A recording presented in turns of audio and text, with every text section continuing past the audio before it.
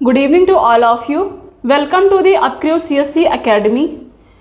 Economy का section जैसा कि मैंने आपसे बताया था मैं आप लोगों को पढ़ाने वाली हूँ और इसी के साथ आपने मेरे पिछली 2 क्लासेस इस प्लेटफॉर्म पे देखी हैं, जिसमें से एक तो मैंने बात किया था यूपीएससी के 2023 के ओरिएंटेड जो हमारी रणनीति है उसके ऊपर। उसी में मैंने आप लोगों को एग्ज़ाम पैटर्न के बारे में भी बताया था। फिर हमने आपको इकोनॉमी का पूरा ब्रीफ सिलेबस डिस्कस किया था, जिसमें मैंने यूपीएससी का प्री कम मीन्स दोनों मिला करके जो यूपीएससी का ऑफिशियल सिलेबस है वो भी मैंने अच्छे से आप लोगों को लिख के बताया था। उसके बाद मैंने अपनी ओन जो स्ट्रैटेजी है, जो रणनीति है, वो मैंने आपसे डिस्कस की थी और उसी में मैंने आप लोगों से बताया था कि आने वाले 1.5 से 2 महीनों में मैं आप लोगों को इकोनॉमी का pre cum mains, pre plus mains पूरी तैयारी करवा दूंगी आंसर राइटिंग और एमसीक्यू प्रैक्टिस के साथ। Answer writing and MCQ practice के साथ मैंने आप लोगों को बताया था कुल 21 चैप्टर्स के बारे में, जो कि मेरी ओन स्ट्रेटजी है। आने वाले समय में कुल 21 चैप्टर ऐसे हैं जो कि मैंने प्री और मेंस दोनों ही सिलेबस को ध्यान में रखते हुए बनाए हैं। 21 पार्ट में उन्हें डिवाइड किया है और उन सभी के ऊपर 1 बाय 1 डे बाय डे मैं आप लोगों को पूरी क्लास देने वाली हूँ। जो टॉपिक ऐसे होंगे जो कि थोड़े कम इम्पॉर्टेंट होते हैं उनके ऊपर ज़्यादा चर्चा नहीं होगी, और जो टॉपिक ऐसे होते हैं जो बहुत ही ज़्यादा महत्वपूर्ण होते हैं, बहुत ही ज़्यादा इम्पॉर्टेंट होते हैं, उनके ऊपर पूरी डिटेल डिस्कशन की जाएगी, ब्रीफ में चर्चा की जाएगी। उससे रिलेटेड जो जितनी भी क्वेरीज होती हैं उन सभी को यहाँ पर क्लियर आउट कराया जाएगा। ओके, और यहाँ पे इकोनॉमी का जो मेरा सेक्शन है इसमें लगभग 1.5 से 2 महीने का जो भी समय लगेगा उसमें मैं पूरा इकोनॉमी आप लोगों को पढ़ा दूंगी, और इससे रिलेटेड जो चीज़ें बचेंगी वो जब हम लोग प्री ओरिएंटेड बैच स्टार्ट करेंगे तो वहाँ पर आप लोगों से डिस्कस करेंगे। ठीक है, और जैसा कि आज का क्लास आप लोग देख रहे होंगे, पीछे बोर्ड पर लिखा हुआ है इंडियन इकोनॉमी, भारतीय अर्थव्यवस्था एक परिचय। ठीक है, अब आप लोग सोच रहे होंगे कि ये कैसी क्लासेस है, ये सब क्या लिखी हुई हैं। आपको मैं बताती हूँ, एक बार मैं इसे यहाँ से हटा दूँ। होता क्या है कि जब भी हम कोई विषय पढ़ते हैं तो उस विषय को हमें हमेशा शुरुआत से पढ़नी चाहिए। आप अगर देखेंगे प्री के ओरिएंटेड, तो प्री में सबसे ज़्यादा मैंने बताया था मुद्रा बैंकिंग और इन सारे जो चैप्टर हैं वहाँ से क्वेश्चन आते हैं। ठीक है, लेकिन कहीं ना कहीं अगर आप देखिए, अगर आपने कभी इकोनॉमी नहीं पढ़ा है और कोई आपसे कह दे कि यार मुद्रा बैंकिंग तो बड़ा इम्पॉर्टेंट चैप्टर है और वहाँ से क्वेश्चन सबसे ज़्यादा पूछे जाते हैं, तो और आप क्या करिए कि आप आइए और बस कॉपी उठाइए, बुक उठाइए और चैप्टर खोलिए मुद्रा बैंकिंग का, बीमा का, निवेश मॉडल का, वैदेशिक क्षेत्र का, आयात निर्यात, इन सब चीज़ों को आप उठाइए, खोलिए और पढ़ने लगिए। अब वहाँ पर क्या होगा कि जब आप उनको पढ़ेंगे तो काफ़ी सारी चीज़ें हैं जो कि आपको समझ में ही नहीं आएंगी। क्यों? क्योंकि आपने बेसिक्स तो पढ़ी ही नहीं। इसीलिए बहुत ज़रूरी होता है कि जब भी आप कोई चीज़ पढ़िए तो उसे बेसिक से पढ़िए। और मेरी रणनीति भी जो आप लोगों के साथ होने वाली है वो यही रहने वाली है कि हम जो भी पढ़ेंगे उसको प्रारंभ से पढ़ेंगे और अंत तक लेकर के ख़त्म करेंगे। ऐसा नहीं है कि हम कहीं से भी कुछ भी उठा के पढ़ाने लगेंगे। अक्सर लोग क्या करते हैं कि जो इम्पॉर्टेंट टॉपिक्स हैं लोगों को जोड़ने के लिए, ज़्यादा से ज़्यादा लोगों को अपने प्लेटफॉर्म पे अटैच करने के लिए क्या करते हैं कि उन मुद्दों को उठा के क्लासेस दे देते हैं। वो उनके लिए इम्पॉर्टेंट हैं जो कि ऑलरेडी पढ़े हुए हैं। लेकिन इस प्लेटफॉर्म का उद्देश्य ये है कि यहाँ पर जिनको आता है उनका भी वेलकम है, और जिनको कुछ भी नहीं पता है यूपीएससी के बारे में, इकोनॉमी के सेक्शन के बारे में, उनका मोस्ट वेलकम है। हम ऐसे पढ़ाएंगे कि दोनों लोगों के काम में आए, किसी को भी बोरिंग ना लगे, किसी को भी ओवर ना लगे। ऐसा ना हो कि किसी के सर के ऊपर से निकल जाए और कहे कि हमें तो समझ में ही नहीं आया। तो ये सारी चीज़ें यहाँ पर नहीं होने वाली हैं। ठीक है, तो फिलहाल बातें बहुत हो गई, बढ़ते हैं आज की क्लास के ऊपर। तो जैसा कि मैंने कहा, आज का जो हमारा क्लास है वो है इंडियन इकोनॉमी, भारतीय अर्थव्यवस्था, एक परिचय एंड इंट्रोडक्शन। ठीक है, अब इस क्लास में हम लोग क्या क्या पढ़ेंगे आप ये सोच रहे होंगे, तो ये मैंने कुछ पॉइंट्स यहाँ पर मेजर किए हुए हैं। हालांकि इन्हें मैं बहुत डिटेल में आप लोग को पढ़ाऊँगी, लिखूँगी भी। एक मोटा मोटा आप ये जानकारी ले लीजिए कि इस क्लास में हम लोग क्या पढ़ने वाले हैं। ठीक है, सबसे पहले तो आप लोग, जैसे मैंने बताया था अपने दोनों ही क्लास में, कि इकोनॉमी हम लोग पढ़ते हैं अपने इंडिया में जो भी यूपीएससी का एग्ज़ाम हमारा होता है उसमें हम लोग भारतीय अर्थव्यवस्था पढ़ते हैं, अर्थशास्त्र नहीं पढ़ते हैं, इकोनॉमिक्स नहीं पढ़ते हैं, इकोनॉमी पढ़ते हैं। ठीक है, अंतर होता है दोनों में। एक होता है आपका इकोनॉमिक्स, जो कि होता है क्या, अर्थशास्त्र। ओके, और एक आपका होता है इकोनॉमी, जो कि होता है आपका अर्थव्यवस्था। ठीक है, तो इन दोनों में डिफरेंस होता है। और जब हम बात करते हैं यूपीएससी की, तो हम लोग इसे नहीं पढ़ते हैं, इसे पढ़ते हैं। ये मैंने आपको काफ़ी टाइम बता दिया। ठीक है, जैसे इसी तरीके से जब हम पॉलिटी पढ़ते हैं, राजनीतिक विज्ञान पढ़ते हैं, ना कि राजनीति पढ़ते हैं, भारतीय राज्य व्यवस्था पढ़ते हैं, न कि राजनीतिक विज्ञान पढ़ते हैं या राजनीति शास्त्र पढ़ते हैं, उसी प्रकार से यहाँ पर भी है। तो सबसे पहले तो हम यही जानेंगे कि अर्थशास्त्र और अर्थव्यवस्था में अंतर क्या है, इनकी डेफिनेशन क्या है। हालांकि इसके ऊपर जो हमारा चर्चा रहेगा बहुत लीस्ट रहेगा। क्यों? क्योंकि ये लीस्ट इम्पॉर्टेंट है। जो टॉपिक जितना इम्पोर्टेंस रखेगा उतना ही पढ़ाया जाएगा। हालांकि ऐसा भी नहीं है कि उसे छोड़ दिया जाएगा। क्यों? क्योंकि बहुत ज़रूरी है इनको जानना। बेसिक क्लियर होना बहुत इम्पॉर्टेंट होता है। ठीक है, बहुत इम्पॉर्टेंट होता है। आप पूरा इकोनॉमी पढ़ लीजिए, लेकिन आपको यही नहीं पता हो कि आपने अर्थशास्त्र और अर्थव्यवस्था में अंतर क्या है, तो ये तो खैर बहुत गलत बात है। तो इसीलिए इसको हम लोग यहाँ पर देखेंगे। उसके बाद हम लोग देखेंगे अर्थव्यवस्था के क्षेत्र। अर्थव्यवस्था के क्षेत्र का मतलब क्या होता है कि किसी भी देश की इकोनॉमी, सिर्फ इंडिया की नहीं, बात करते हैं अगर हम अर्थव्यवस्था की, तो सिर्फ इंडिया की ही नहीं, किसी भी देश की इकोनॉमी जब हम पढ़ते हैं तो 3 क्षेत्र होते हैं हमारे इकोनॉमी में। 3 क्षेत्र होते हैं। हालांकि अब इन्हें 5 क्षेत्र माने जाते हैं, कुछ एक्स्ट्रा इसमें चीज़ें ऐड कर दी गई हैं, लेकिन मेजरली अगर आप देखेंगे तो ये 3 क्षेत्र ऐसे हैं इकोनॉमी में जो आपको किसी भी देश की अर्थव्यवस्था में देखने को मिलेंगे। और आप ये कह सकते हैं बिना किसी संकोच के कि यही 3 सेक्टर, ये 3 क्षेत्र ऐसे होते हैं जिनके ऊपर किसी देश की पूरी अर्थव्यवस्था निर्भर करती है, डिपेंड करती हैं।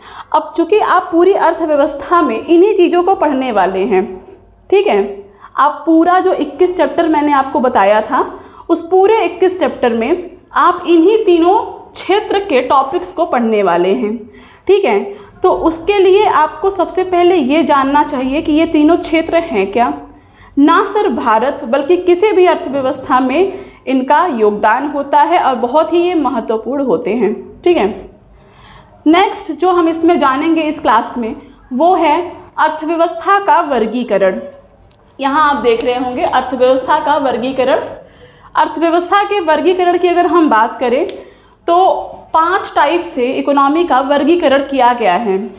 ना सिर्फ भारत के लिए बल्कि ये पूरे विश्व की बात हो रही है, किसी भी देश की अर्थव्यवस्था की बात हो रही है।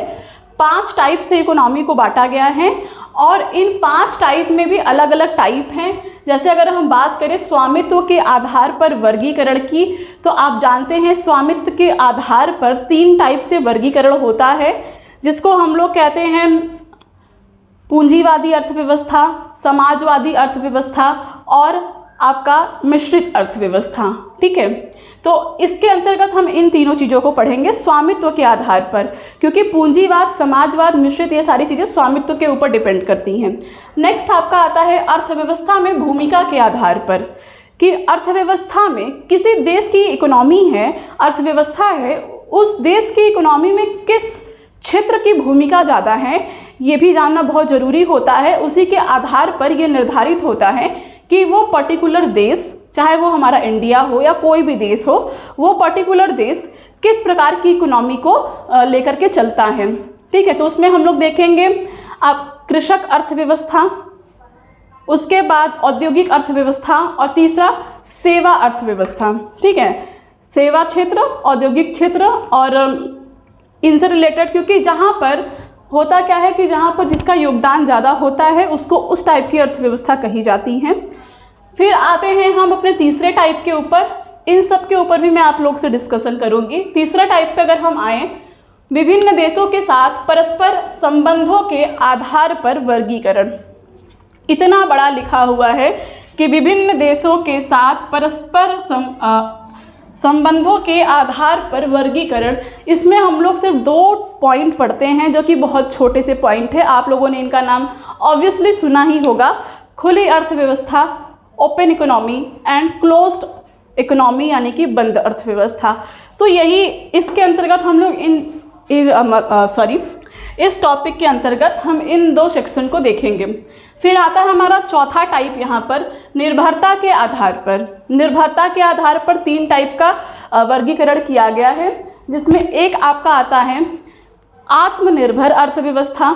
जैसे आज के डेट में भारत एक स्लोगन लेके चल रहा है, एक प्रोपेगेंडा लेके चल रहा है कि आत्मनिर्भर भारत बनना है।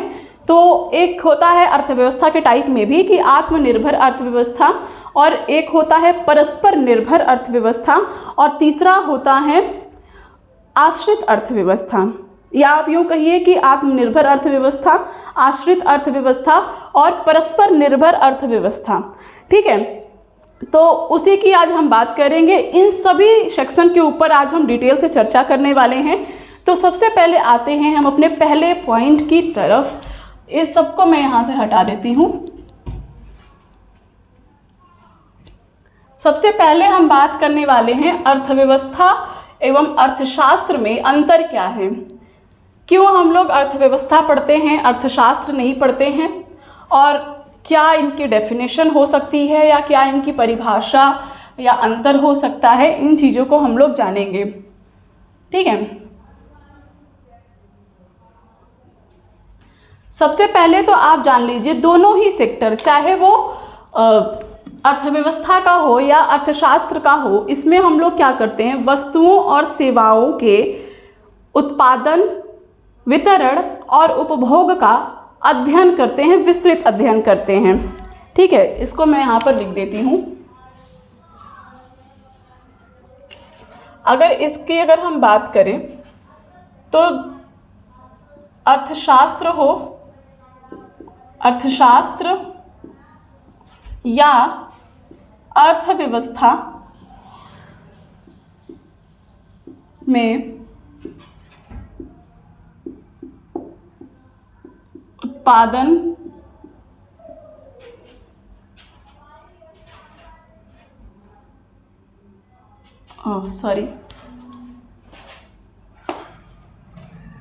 वस्तुओं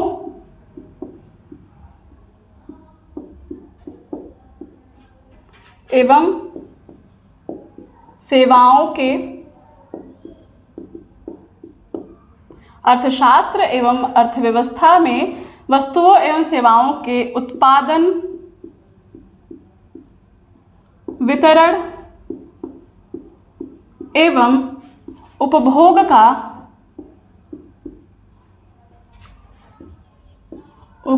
की प्रक्रिया का अध्ययन किया जाता है।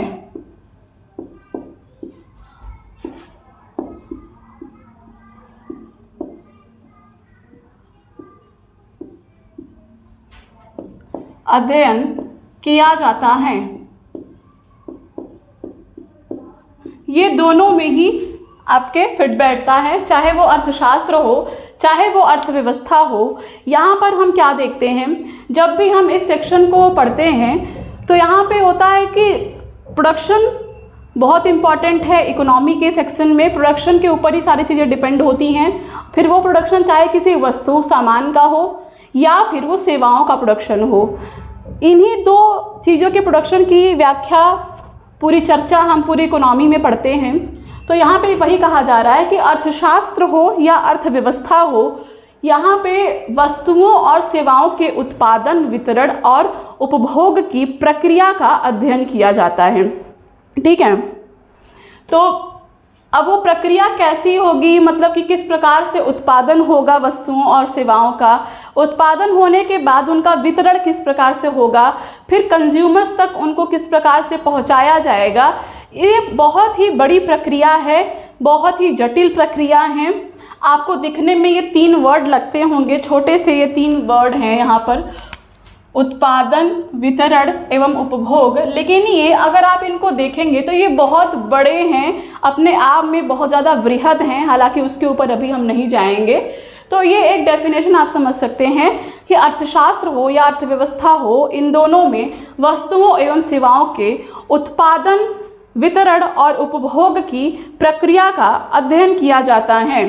लेकिन अगर आप अंतर की अगर यहाँ पर बात करते हैं, ठीक है, अगर हम यहाँ पर बात करें इनके बीच के डिफरेंस की,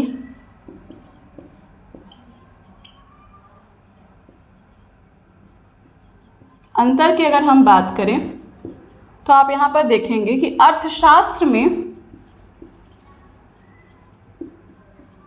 अर्थशास्त्र के अंदर, अर्थशास्त्र में आर्थिक गतिविधियों का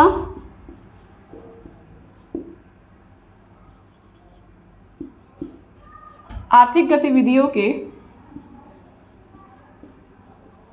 सिद्धांतों एवं नियमों का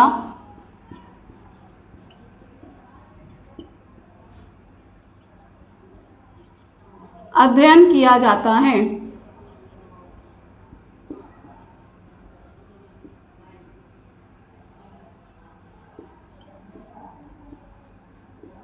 वहीं अर्थव्यवस्था में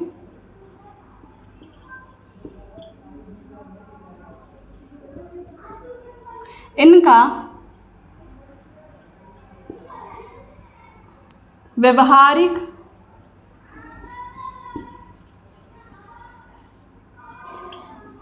प्रयोग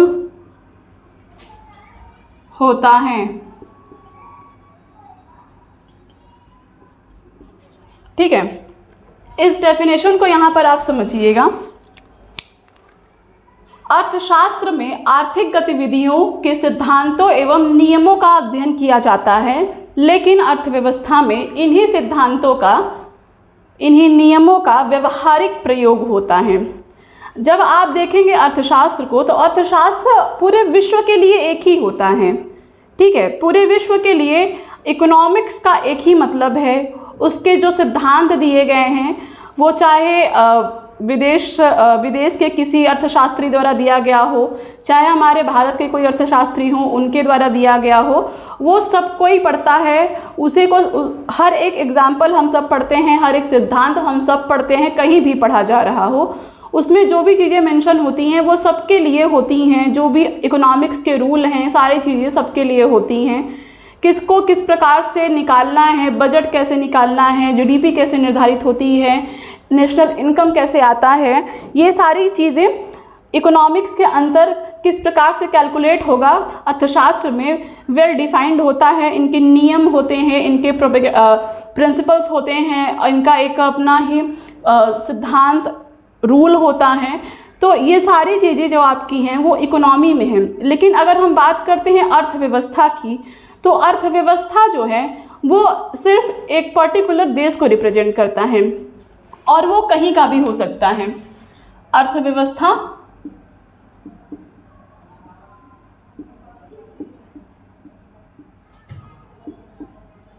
किसी भी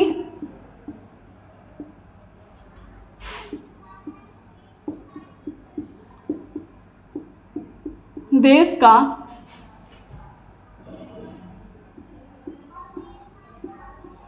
अपना आर्थिक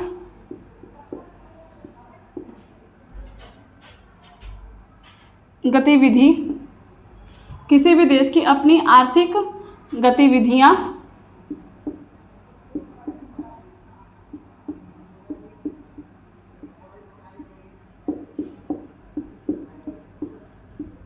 होती हैं और अर्थव्यवस्था के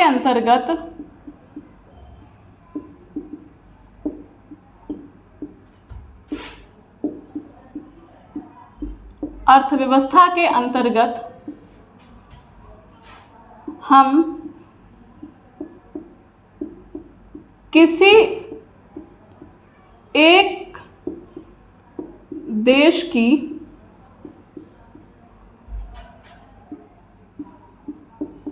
आर्थिक स्थितियों का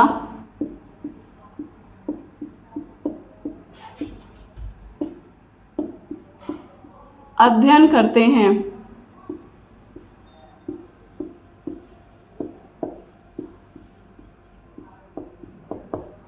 ठीक है, किसी भी देश का, पूरे विश्व में हर एक देश का अपना इकोनॉमी है, चाहे वो यूएसए हो, चाइना हो, इंडिया हो, ब्राज़ील हो, ब्रिटेन हो, इंग्लैंड हो, रसिया हो, कोई भी हो, साउथ अफ्रीका हो, कोई भी कंट्री हो, पूरे विश्व में हर एक देश का अपना अपना इकोनॉमी होता है।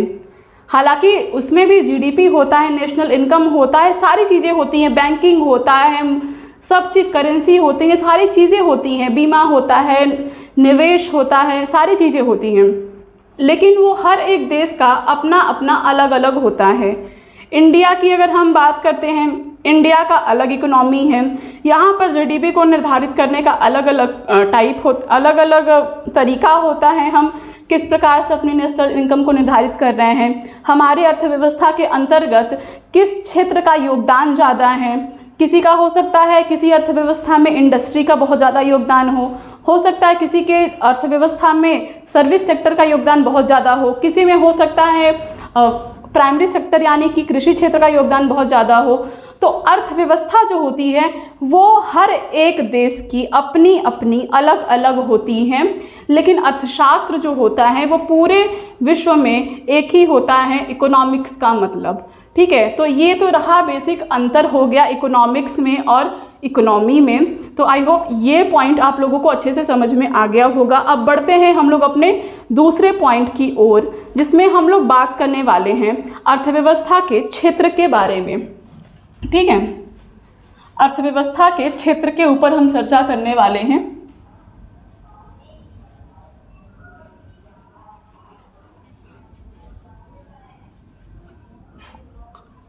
यहाँ पे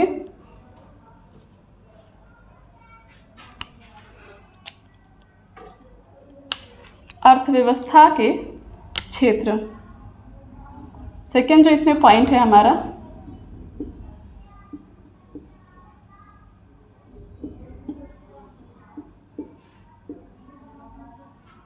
अर्थव्यवस्था के क्षेत्र। अब इन क्षेत्रों को जैसे मैंने बताया था कि किसी भी देश में कोई सा भी देश हो, ये तीनों क्षेत्र हर एक देश में पाए जाते हैं। ठीक है, मेजरली तो ये 3 टाइप के होते हैं, जिसमें से पहला आपका हो गया प्राथमिक क्षेत्र,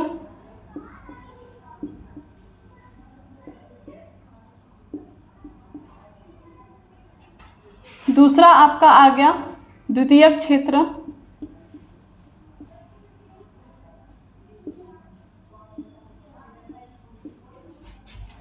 तीसरा यहाँ पे आपका आता है तृतीयक क्षेत्र,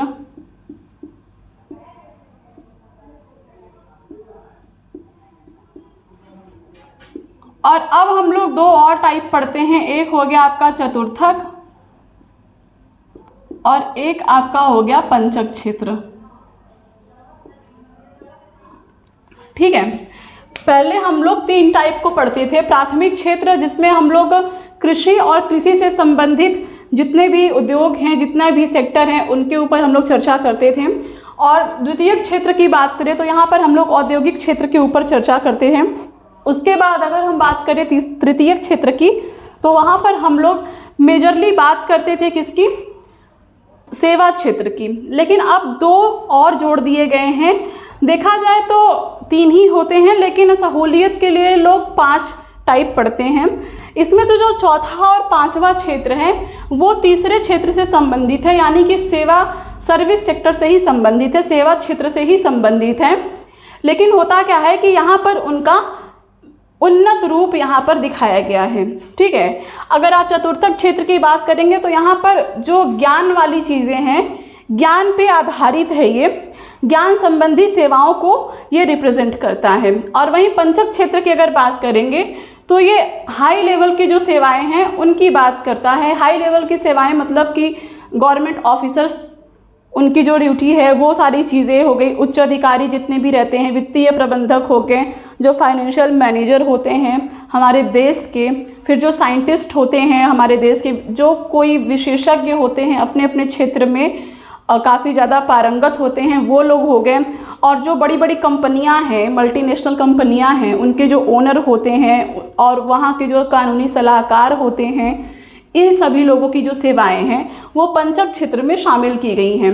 और चतुर्थक क्षेत्र में जैसा कि मैंने आप लोगों से बताया कि यहाँ पर ज्ञान संबंधी सेवाओं को शामिल किया गया है, जिसमें से आपका एक तो मीडिया का सेक्टर आ गया, यानी सूचनाओं से संबंधित उनका प्रसारण कैसे होगा, उनसे तथ्य कैसे एकत्र किए जाएंगे, किस प्रकार से उनका पूरा क्रियान्वयन संचालित होगा, ये सारी चीज़ें मीडिया की चीज़ें इसमें शामिल की गई हैं। उसी के साथ साथ म्यूचुअल फंड के बारे में, टैक्स मैनेजमेंट के बारे में, सॉफ्टवेयर डेवलपिंग के बारे में, और रिसर्च जो होते हैं यानी कि जो अनुसंधान और शोध कार्य होते हैं, ये भी ज्ञान संबंधी सेवाओं से रिलेटेड हैं। ये सारी चीज़ें भी इसी में शामिल हैं। अब आपको लग रहा होगा कि वैज्ञानिक नाम मैंने 5वें सेक्टर में बोला और अनुसंधान और रिसर्च का नाम मैंने इस सेक्टर में बोला।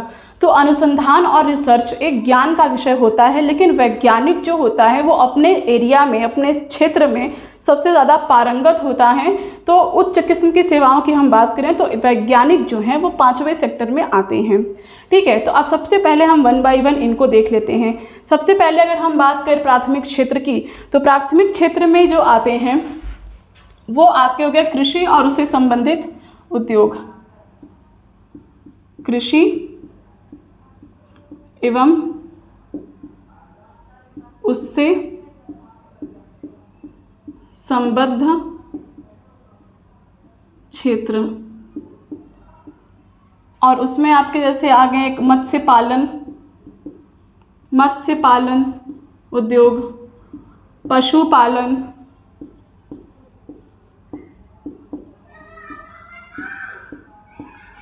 वानिकी,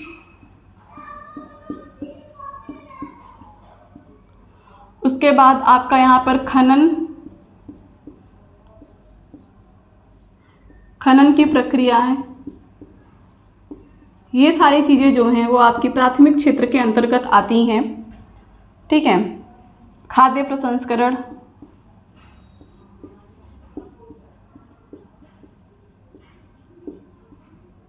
ये सभी प्राथमिक क्षेत्र की सेवाओं में आती हैं। ठीक है, तो अर्थव्यवस्था के वर्गीकरण में अर्थव्यवस्था के क्षेत्र में जो हम बात कर रहे थे, वर्गीकरण के ऊपर अभी हम नहीं आए हैं। हम बात कर रहे हैं अर्थव्यवस्था के क्षेत्र की, जो कि पूरे विश्व में किसी भी अर्थव्यवस्था को अगर आप उठा के देखेंगे तो ये जो तीनों चारों या फिर पांचों, आप मान लीजिए पांचों जो सेक्टर हैं वो विश्व की हर एक अर्थव्यवस्था में आपको देखने को मिलेंगी। हो सकता है किसी देश की अर्थव्यवस्था में किसी का रोल ज़्यादा हो, किसी का रोल कम हो, ये होता है। वहीं अगर हम बात करें प्राथमिक क्षेत्र की डेफिनेशन की, अगर हम बात करेंगे तो प्राकृतिक संसाधनों से जो उत्पादन होते हैं, ठीक है, जैसे कि आप देखेंगे खेतों से फसलों को उगाया जाता है और खनन के माध्यम से चीज़ों को प्राप्त किया जाता है, उत्खनन की जाती हैं, खनन किए जाते हैं, ये सारी चीज़ें जो होती हैं ये आपके प्राथमिक क्षेत्र में आती हैं। तो यहाँ पर उत्पादन के जो साधन होते हैं वो प्राकृतिक रूप से उनको प्राप्त होते हैं। ठीक है, जो प्राकृतिक हमारे रिसोर्सेज हैं, नेचुरल रिसोर्सेज, उनको उत्पाद के रूप में यहाँ पर प्रयोग किया जाता है। मछलियों को पाला जाता है, पशुओं को पाला जाता है, और इनसे रिलेटेड जितने भी उद्योग हैं ये सभी इस सेक्टर में आते हैं। ठीक है, अब बात करते हैं हम अपने द्वितीय क्षेत्र की। तो द्वितीय क्षेत्र की अगर हम बात करें तो ये क्या करते हैं, प्राथमिक क्षेत्र के जो उत्पाद हैं उनको कच्चे माल के रूप में यूज़ करते हैं। प्राथमिक क्षेत्र के उत्पादों को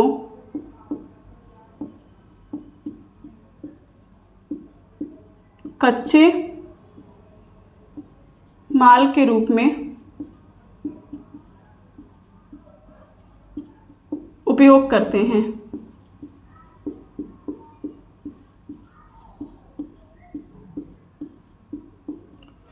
ठीक है, और वहीं इसमें क्या क्या आते हैं, आपका विनिर्माण का क्षेत्र आ गया,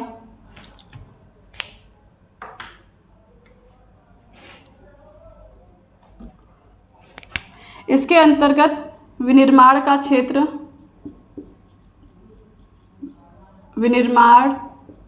निर्माण, उद्योग, औद्योगिक क्षेत्र,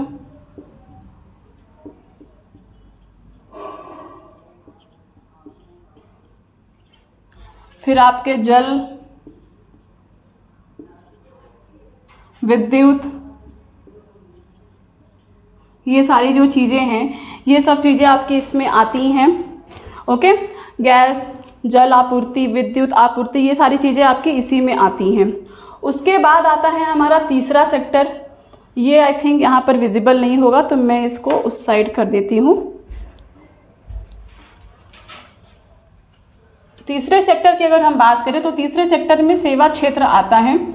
सेवा क्षेत्रों में जैसे आप देखे होंगे कि होटल हो गए, रेस्टोरेंट हो गए, और जितने भी व्यापारिक चीज़ें हैं, व्यापार की चीज़ें, आप कोई दुकान खोलते हैं तो आप व्यापार कर रहे हैं और लोगों की आवश्यकताओं की पूर्ति कर रहे हैं। जो उनके पास नहीं है, आप अपने दुकान में उस चीज़ को बेच रहे हैं। किसी न किसी रूप में आप भले उनसे धन अर्जित करते हैं, लेकिन कहीं ना कहीं आप सेवाएं उनको दे रहे हैं। रेस्टोरेंट में आप जाते हैं, वहाँ पर आप अपने मनपसंद खाना खाते हैं, या जो भी चीज़ें आपको जो भी पसंद होती है, जो आप शायद घर में बनाना बहुत ज़्यादा हेक्टिक समझते हैं, तो आप उन चीज़ों को वहाँ पर कंज्यूम करना पसंद करते हैं। तो आप रेस्टोरेंट जाते हैं, आप होटल जाते हैं स्टे करने।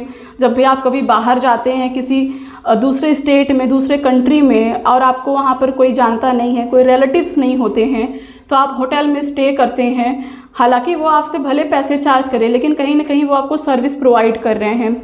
उसके बाद आपने यहाँ पर देखा होगा कि जैसे परिवहन हो गया, बसें चल रही हैं, आपको कहीं जाना हो दूर, आपके पास अपने साधन नहीं है, तो आप पब्लिक जो बसेस चलती हैं, सार्वजनिक बसें यानी रोडवेज बसेस हो गई, ऑटो हो गए, रिक्शा हो गए, ये सारी चीज़ें जो हैं परिवहन की चीज़ें, ये भी आपको सेवाएं प्रदान करती हैं। संचार हो गया, मोबाइल फ़ोन आपको लोगों से बात कराता है, लोगों से कांटेक्ट आपका बैठाता है, तो ये सारी चीज़ें जो हो गई आपकी इसमें आती हैं। बैंकिंग हो गया, बीमा हो गया, आप LIC का नाम सुने होंगे, लाइफ इंश्योरेंस का, तो ये सारी चीज़ें हो गई जो आपको सिक्योर कराती हैं आपकी लाइफ को लेकर के। काफ़ी टाइप के बीमा होते हैं, हेल्थ पे होता है, एजुकेशन पे होता है, आपकी प्रॉपर्टी पे होता है, आपके लाइफ पे होता है, हर टाइप के बीमा हो रहे हैं। ये भी कहीं ना कहीं आपको सर्विस प्रोवाइड करा रहे हैं। बैंकिंग का सेक्टर अगर आप देखिए तो वो भी आप लोगों को सेवा ही प्रदान करवा रहे हैं, क्योंकि आप अपने पैसों को घर पे रखना जितना सिक्योर नहीं समझते हैं, उतना आप अपने बैंक अकाउंट में रखना सेफ समझते हैं, और वो आपकी पूरी सर्विस के लिए भी तैयार होते हैं। तो ये सारी जो चीज़ें हैं वो आपके सर्विस सेक्टर के अंतर्गत आती हैं। आप अगर बात करें प्रशासन की चीज़ों को, हालांकि मैं 1 बाय 1 इनको लिखते चलती हूँ ताकि आप भी इन्हें नोट डाउन कर सकें अगर आपको करना हो तो। तृतीयक क्षेत्र की मैं यहाँ पर बात कर रही थी, चतुर्थक क्षेत्र और पंचक क्षेत्र को मैं उस साइड कर दूंगी, तृतीयक क्षेत्र को मैं इस साइड ही लिख देती हूँ। तो सेवा क्षेत्र में जैसा कि मैं आपसे बता रही थी कि व्यापार की चीज़ें हो गई, व्यापार, होटल, रेस्टोरेंट हो गया इसी में आपके।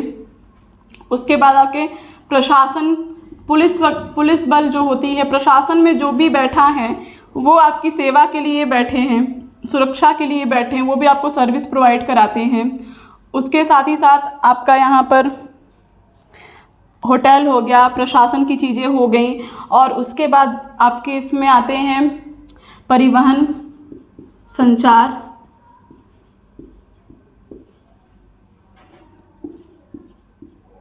ये सारी चीज़ें। तो आपके तृतीयक क्षेत्र में, चूँकि ये सेवा क्षेत्र से संबंधित है और यहाँ पर आपको सर्विस प्रोवाइड की जाती हैं, तो ये सेक्शन में जितनी भी चीज़ें हैं वो आपको सर्विस प्रोवाइड कर रही हैं, सेवा प्रदान करा रही हैं। जैसा कि मैंने आपको बताया, बैंकिंग और बीमा का भी यहाँ पर मैं लिख देती हूँ। बीमा, बैंकिंग, ये सारी चीज़ें ये आपको सर्विस प्रोवाइड कराती हैं, ताकि आपके पास जो चीज़ें अवेलेबल नहीं हैं वो आप यहाँ से प्राप्त कर सके। आपको कोई भी चीज़ की आवश्यकता जैसे पड़ती है तो आप कहीं ना कहीं जाते हैं उसको लेने के लिए। हालांकि भले ही वो आपसे उसके लिए पेमेंट लेते हैं, पैसे लेते हैं, लेकिन फिर भी जो चीज़ें आपके पास नहीं हैं वो चीज़ें आपको प्राप्त हो जाती हैं और किसी न किसी प्रकार से आपको आपकी सेवाएं मिलती हैं, सर्विसेज मिलती हैं। ओके, तो अब आते हैं, बात करते हैं अपने चतुर्थक और पंचक क्षेत्र की। तो चौथा क्षेत्र और पांचवा क्षेत्र, जैसा कि मैंने आपसे बताया कि वो तीसरे क्षेत्र यानी कि सर्विस सेक्टर से ही रिलेट करता है, सर्विस सेक्टर यानी सेवाओं से ही संबंधित है। चतुर्थक क्षेत्र की जैसे मैंने बात की थी, तो यहाँ पर ज्ञान संबंधी चीज़ें हैं। ज्ञान संबंधी चीज़ों में कौन कौन सी चीज़ें? आपकी मीडिया की चीज़ें आती हैं यहाँ पर, mutual fund, tax management, software developer, मैं यहाँ पे लिख देती हूँ। चतुर्थक क्षेत्र की बात करें, चतुर्थक क्षेत्र की अगर हम बात करते हैं तो यहाँ पर ज्ञान संबंधी सेवाएं दी जाती हैं।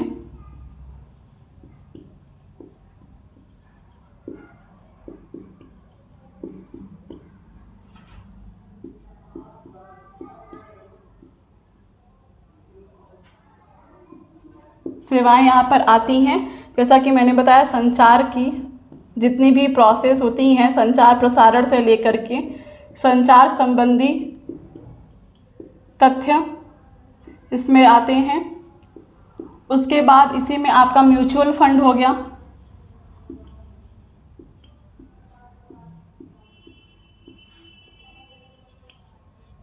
म्यूचुअल फंड की सेवाएं हो गई। यहाँ पर आपके टैक्स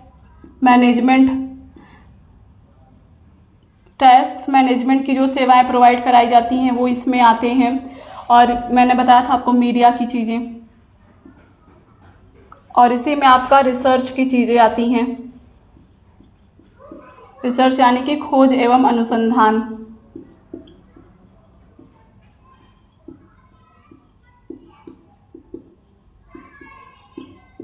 उसके बाद जो हमारा पांचवा टॉपिक आता है पंचम क्षेत्र का, मैं इसको यहाँ पर कवर कर देती हूँ।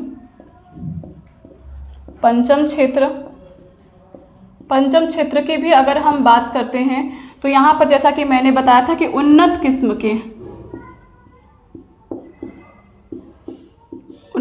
किस्म की सेवाएं प्रदान कराई जाती हैं।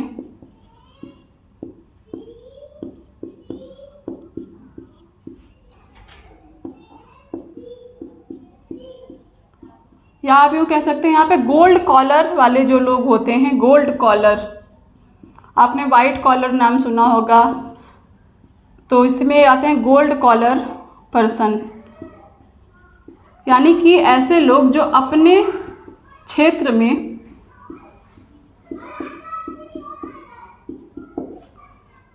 विशेष योग्यता रखते हैं।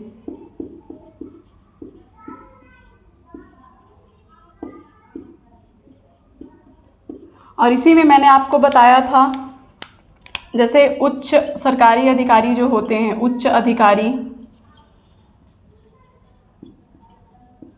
वित्तीय प्रबंधक जो फाइनेंशियल मैनेजमेंट करते हैं, फाइनेंशियल मैनेजर,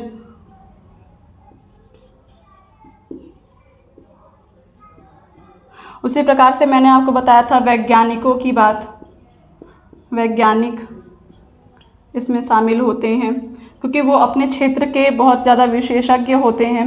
उसके बाद यहाँ पर एक आते हैं जो बड़ी मल्टीनेशनल कंपनी होती हैं, MNCs जो होती हैं, मल्टीनेशनल कंपनीज के प्रबंधक,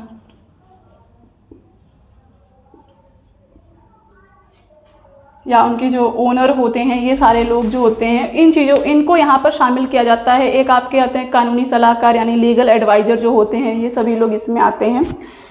गोल्ड कॉलर प्रोफेशनल्स इसमें रहते हैं, गोल्ड कॉलर पर्सन जो अपने अपने क्षेत्र के विशेषज्ञ होते हैं। ठीक है, तो इस प्रकार से यहाँ पर हमने इन 5 क्षेत्रों की बात की जो कि किसी भी देश की अर्थव्यवस्था में इम्पॉर्टेंट होता है। और ये सभी जो हैं ये हम लोग कोई भी देश हो उसके अंतर्गत हम लोग इसको पढ़ते हैं। अब वहाँ पर अगर हम बात करें इंडिया के परिप्रेक्ष्य में, तो आप देखिए भारत जब हमारा देश आज़ाद हुआ था उस टाइम हमारे देश की जो इकोनॉमी थी उसमें प्राथमिक क्षेत्र का बहुत ज़्यादा योगदान था। ठीक है, लेकिन अगर आप आज के डेट की बात करेंगे, प्राथमिक क्षेत्र का उस टाइम लगभग नहीं करते 52% का योगदान था कृषि का हमारे देश की इकोनॉमी में, यानी प्राथमिक क्षेत्र टॉप पे था। इसीलिए हमारी देश जो कहलाती थी उस टाइम कृषक अर्थव्यवस्था वाली देश कही जाती थी उस टाइम में भारत। ठीक है, लेकिन अब क्या है, अब ये चीज़ें बहुत ही कम हो गई हैं। 52% से हमारा जो इंडिया है वो आ गया है 20.19% पे। प्राथमिक क्षेत्र का योगदान रह गया है 20.19% हमारी पूरी इंडियन इकोनॉमी में। प्राथमिक क्षेत्र का योगदान लगभग 20% का माना जाता है। और वहीं अगर हम सेकेंडरी सेक्टर की बात करते हैं तो इसका योगदान जो है वो 25.92% का यहाँ पर माना गया है। माना क्या गया है, इतना है, माना नहीं गया है। 20.19% या लगभग 20 से 21% का योगदान कृषि क्षेत्र का है और लगभग 25 से 26% का योगदान आपका द्वितीयक क्षेत्र यानी औद्योगिक क्षेत्र का है। और आपका इसमें तीसरे क्षेत्र में अगर आप देखेंगे तो 53.89% या 53 से 54% का योगदान आपके तृतीयक क्षेत्र का सेवा क्षेत्र का है, इंक्लूडिंग चतुर्थक क्षेत्र एंड पंचक क्षेत्र ऑल्सो।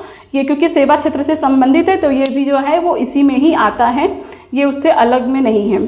ठीक है, तो इस प्रकार से हमने अर्थव्यवस्था के क्षेत्र की बात की जिसमें हमने इन 5 क्षेत्रों के ऊपर डिस्कशन कर लिया है। और इस प्रकार से हमारा जो दूसरा पॉइंट था अर्थव्यवस्था के इस टॉपिक में, इंट्रोडक्शन वाले टॉपिक में अर्थव्यवस्था के क्षेत्र से संबंधित, उसके ऊपर मैंने यहाँ पर चर्चा कर ली है। अब हम आते हैं अर्थव्यवस्था के वर्गीकरण पे, जिसमें कि मैंने आपसे बताया था कि हम 5 टाइप के वर्गीकरण यहाँ पर पढ़ने वाले हैं। ठीक है, तो सबसे पहले हम आते हैं अपने पहले टाइप के वर्गीकरण में। ये सारा चीज़ मैं यहाँ से हटा दूँ पहले।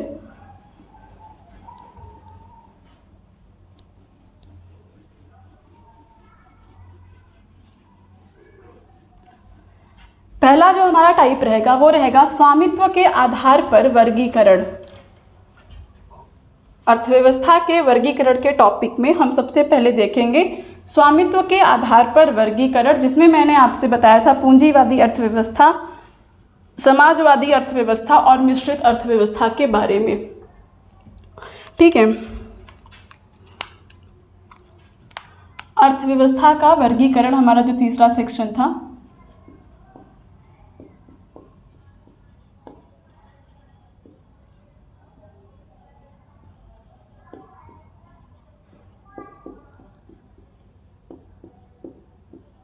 अर्थव्यवस्था का वर्गीकरण जिसमें हमारा जो पहला था उसमें हम बात करने वाले हैं किसकी, स्वामित्व के आधार पर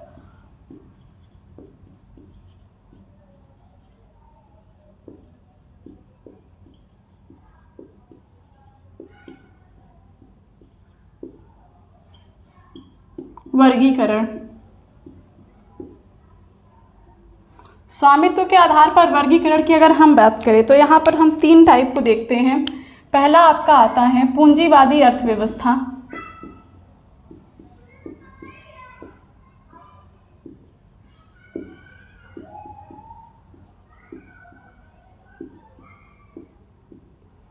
ठीक है। उसके बाद यहाँ पर दूसरा जो आता है समाजवादी अर्थव्यवस्था,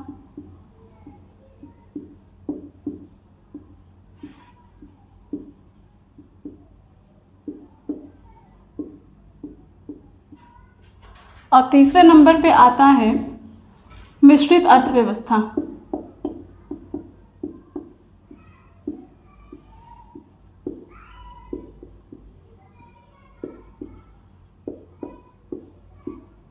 ये तीनों टाइप को हम यहाँ पर देखने वाले हैं, पूंजीवादी अर्थव्यवस्था, समाजवादी अर्थव्यवस्था और उसके बाद आपका आ गया मिश्रित अर्थव्यवस्था। पूंजीवादी अर्थव्यवस्था की अगर हम बात करें तो यहाँ पर क्या होता है, उत्पादन के साधनों पर निजी व्यक्ति का अधिकार होता है, स्वामित्व होता है। चूँकि ये स्वामित्व के आधार पर है तो यहाँ पर हम देखेंगे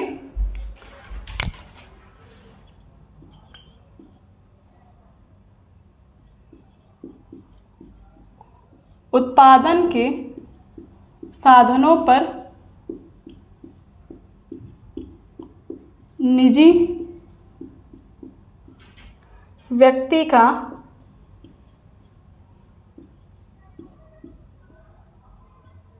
स्वामित्व होता है। और समाजवादी में हम देखते हैं तो यहाँ पर आता है कि जो उत्पादन के साधन होते हैं, उत्पादन के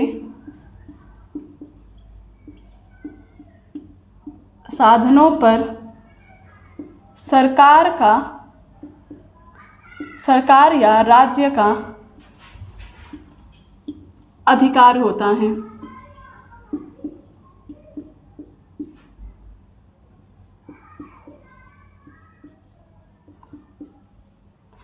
वहीं मिश्रित अर्थव्यवस्था में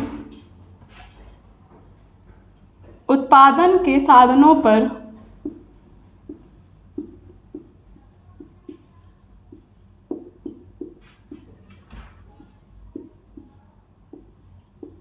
निजी व्यक्ति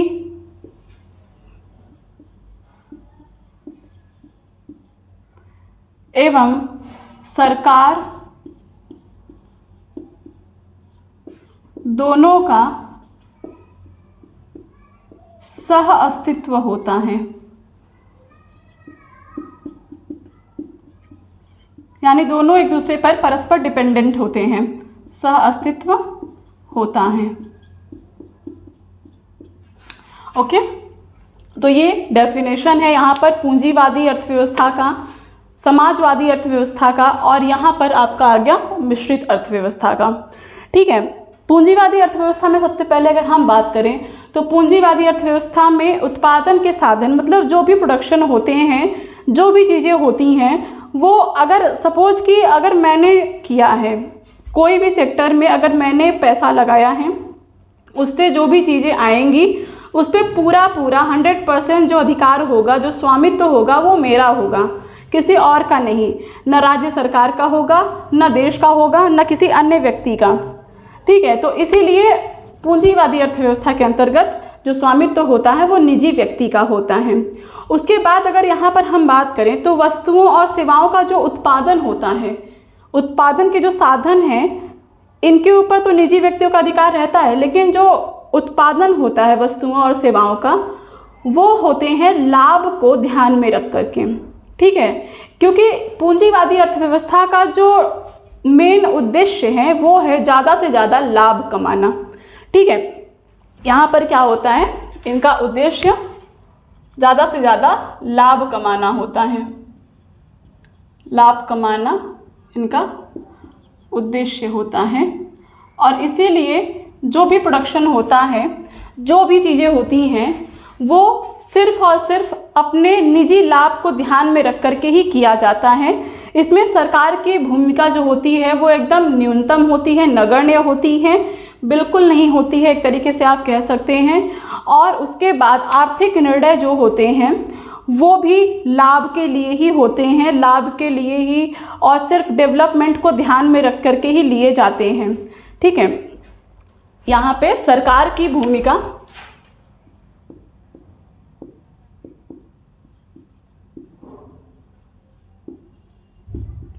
न्यूनतम आर्थिक निर्णय, लाभ को बढ़ाने हेतु लिए जाते हैं।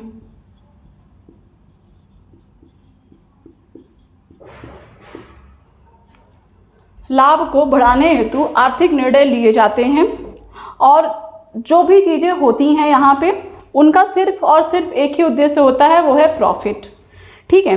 वहीं अगर हम बात करते हैं समाजवादी अर्थव्यवस्था की, तो समाजवादी अर्थव्यवस्था में क्या होता है, यहाँ पे चूँकि उत्पादन के साधनों पे सरकार का नियंत्रण होता है, सरकार का अधिकार होता है, तो यहाँ क्या होता है कि जो उत्पादन होता है ये सारी जो होती हैं वो सरकार के द्वारा निर्धारित होती हैं कि क्या उत्पादन होगा, किस प्रकार से इसकी आपूर्ति की जाएगी और इसकी कीमत क्या होगी।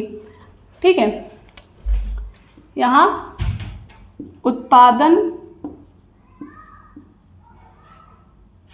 और कीमत सरकार द्वारा निर्धारित होती हैं।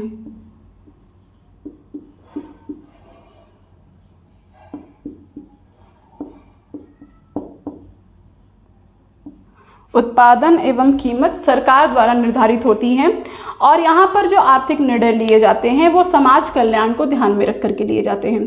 क्योंकि यहाँ पूंजीवादी में जैसा कि मैंने कहा कि यहाँ पर सबसे ज़्यादा, क्योंकि निजी व्यक्ति का स्वामित्व होता है, अगर मेरी चीज़ें हैं, मेरी कंपनी है, मेरा स्वामित्व है, तो मेरी पूरी कोशिश ये रहती है कि ज़्यादा से ज़्यादा मुझे लाभ मिले अपनी चीज़ों से। पूरा जो ध्यान होता है वो लाभ को अर्जित करने के ऊपर होता है। लेकिन जब हम समाजवादी में आते हैं, समाजवादी अर्थव्यवस्था के अंतर्गत आते हैं, तो यहाँ पे सरकार का जो भी पूरा निर्णय होता है वो लोगों के यानी कि समाज के कल्याण को ध्यान में रख करके लिए जाते हैं आर्थिक निर्णय।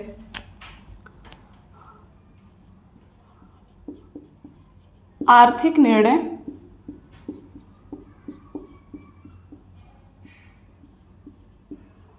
समाज कल्याण को ध्यान में रखकर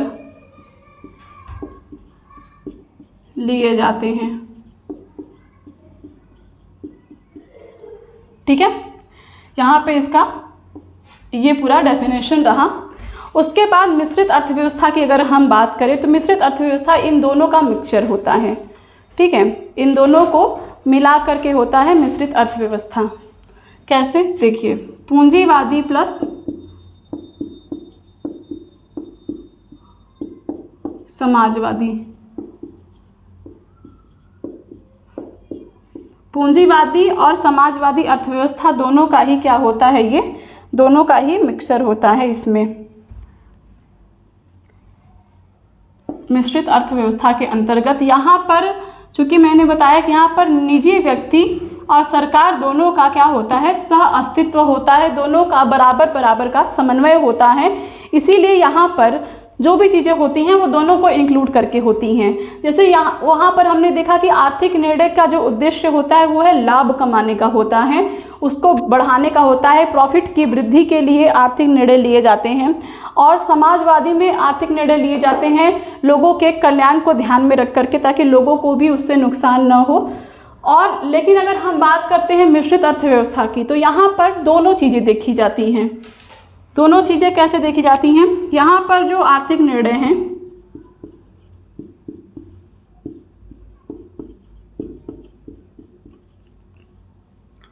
ये लाभ प्लस समाज कल्याण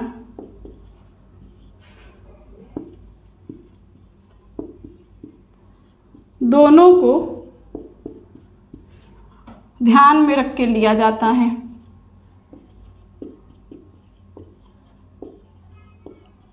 दोनों को ध्यान में रख करके लिया जाता है। ठीक है। इससे क्या होता है कि यहाँ पे सार्वजनिक और निजी क्षेत्र दोनों की परस्पर भागीदारी बनी रहती है और इस प्रकार से जो सरकार है उसका भी वर्चस्व बना रहता है और जो निजी व्यक्ति है, निजी समूह होते हैं, वो बहुत ज़्यादा समाज में हावी नहीं हो पाते हैं। लेकिन पूंजीवादी अर्थव्यवस्था में जो पूंजी वर्ग होता है वो बहुत ज़्यादा पावर में रहता है, हावी रहता है, और जो निचला वर्ग होता है उसका बहुत ज़्यादा शोषण होता है। इसी के विपरीत ये समाजवादी अर्थव्यवस्था में यहाँ पर सर्वहारा वर्ग यानी कि जो निचला वर्ग है उसको कल्याणकारी समाज बनाने के लिए उसके चीज़ों को ध्यान में रख करके इसको पूरा डिफाइन किया गया है, पूरा इसका मॉडल तैयार किया गया है। अब बात करें कि ये दोनों मॉडल्स आए कैसे हैं, इनके सिद्धांत कब आए, कहाँ से आए हैं, तो देखिए समाजवादी अर्थव्यवस्था और पूंजीवादी अर्थव्यवस्था में अगर हम बात करते हैं तो पूंजीवादी अर्थव्यवस्था की जो विचारधारा है उसको दिया था एडम स्मिथ ने। एडम स्मिथ की एक बुक थी वेल्थ ऑफ नेशन जो कि 1776 में पब्लिश हुई थी। मैं यहाँ पे लिख देती हूँ, एडम स्मिथ इस विचारधारा के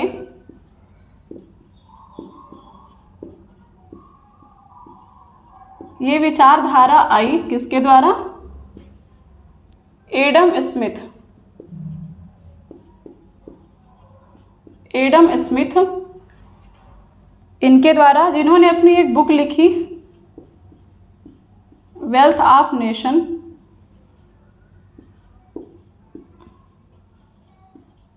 वेल्थ ऑफ नेशन नाम से, जो कि पब्लिश हुई थी 1776 में। इसमें इन्होंने अर्थशास्त्र को धन का विज्ञान कहा था, यानी कि अर्थशास्त्र जो है वो पूरी तरीके से धन का विज्ञान है, पैसों का विज्ञान है। और इन्होंने सरकारी अहस्तक्षेप की नीति की यहाँ पर मांग की थी अर्थव्यवस्था के क्षेत्र में। यानी कि एडम स्मिथ ने अपनी विचारधारा में ये चीज़ मेंशन किया था कि अर्थव्यवस्था यानी कि इकोनॉमी के क्षेत्र में सरकार का जो हस्तक्षेप हो वो बिल्कुल नहीं होना चाहिए, यानी सरकार का एकदम भी इंटरफेयर ना रहे इकोनॉमी में। लेकिन अगर हम बात करें समाजवादी अर्थव्यवस्था की, तो समाजवादी अर्थव्यवस्था की विचारधारा आई थी जर्मन दार्शनिक कार्ल मार्क्स की तरफ से। क्योंकि आपने अगर मार्क्स के बारे में थोड़ा भी पढ़ा होगा तो आपको पता होगा कि वो जो थे उनके अगर लैंग्वेज में अगर हम कहें तो जो पूंजीपति वर्ग थे जिनको वो बुर्जुआ वर्ग कहते थे वो हमेशा उसके खिलाफ रहते थे, और जो निचला वर्ग होता था यानी कि सर्वहारा वर्ग वो हमेशा उसके उत्थान की बात करते थे, उनके राइज अप की बात करते थे। तो इसीलिए समाजवादी अर्थव्यवस्था जो थी वो किसकी देन थी, वो देन थी जर्मन दार्शनिक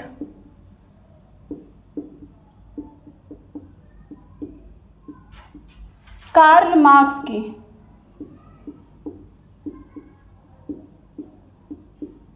ठीक है, इन्होंने सर्वहारा वर्ग के उद्धार की बात की थी और इसी के लिए इन्होंने इस प्रकार की व्यवस्था को डिफाइन किया था। तो इस तरीके से हमने जो हमारा पहला टाइप था स्वामित्व के आधार पर वर्गीकरण का, इसमें हमने इन चीज़ों को यहाँ पर डिस्कस किया। ठीक है, अब आगे बढ़ते हैं। हमारा जो दूसरा टाइप है वो है विकास की विभिन्न अवस्थाओं के आधार पर। इसको पहले मैं हटा दूँ यहाँ से, फिर हम बात करेंगे विकास के दोनों टाइप के ऊपर। एक सेकेंड, माइक ये थोड़ा सा प्रॉब्लम है जी। यहाँ पर हम दूसरे टाइप की अगर हम बात करने जा रहे थे तो हम बात करेंगे विकास की विभिन्न अवस्थाओं के आधार पर। अगर हम बात करें विकास के विभिन्न अवस्थाओं के आधार पर तो 3 टाइप की अर्थव्यवस्था होती है। एक होती है विकसित अर्थव्यवस्था, एक होती है विकासशील अर्थव्यवस्था और एक होती है अल्प विकसित अर्थव्यवस्था। दूसरा आपका आता है विकास की अवस्थाओं के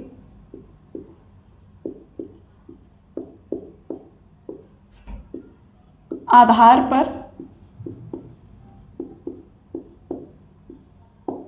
तो इसमें 3 चीज़ों को हम लोग पढ़ते हैं। पहला आपका हो गया विकसित अर्थव्यवस्था,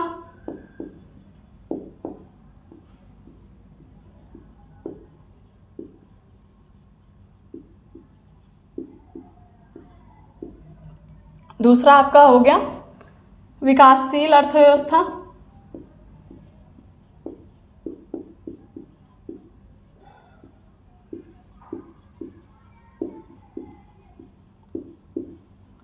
और तीसरा हो गया आपका अल्प विकसित अर्थव्यवस्था।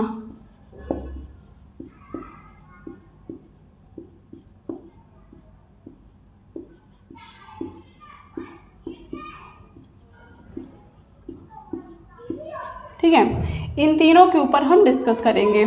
लेकिन उससे पहले एक चीज़ जो मैं आपको बताना थोड़ा सा भूल गई, मैं आपको बता देती हूँ।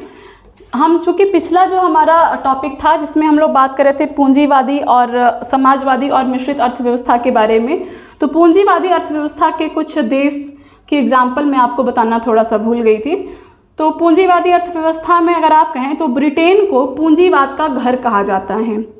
ठीक है, पूंजीवादी अर्थव्यवस्था में ब्रिटेन को पूंजीवाद का घर कहा जाता है। और उसके अन्य एग्जाम्पल्स में अगर आप देखें तो यूएसए हो गया, ब्रिटेन चूँकि है ही, इंग्लैंड हो गया, जर्मनी, ऑस्ट्रेलिया, जापान, दक्षिण कोरिया हो गए, ये सारी चीज़ें जो हैं वो पूंजीवादी अर्थव्यवस्था के अंतर्गत आती हैं।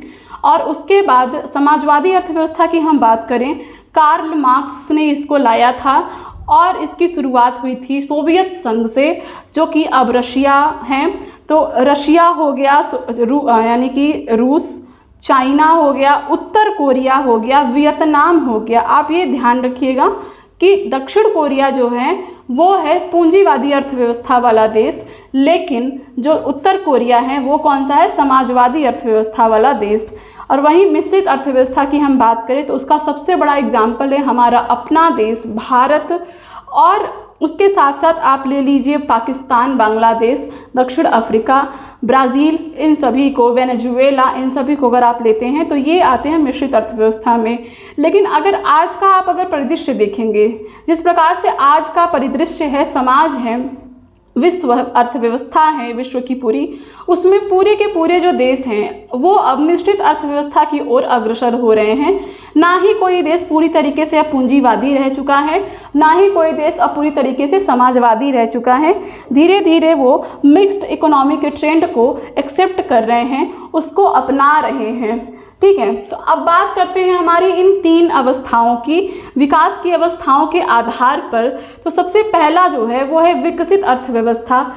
विकसित अर्थव्यवस्था का मतलब होता है कि वैसे देश जो कि आर्थिक स्तर पर काफ़ी ज़्यादा ऊंचे हों। ठीक है, आर्थिक स्तर पर ऊंचे हों। यहाँ पे मैं इसको लिख देती हूँ।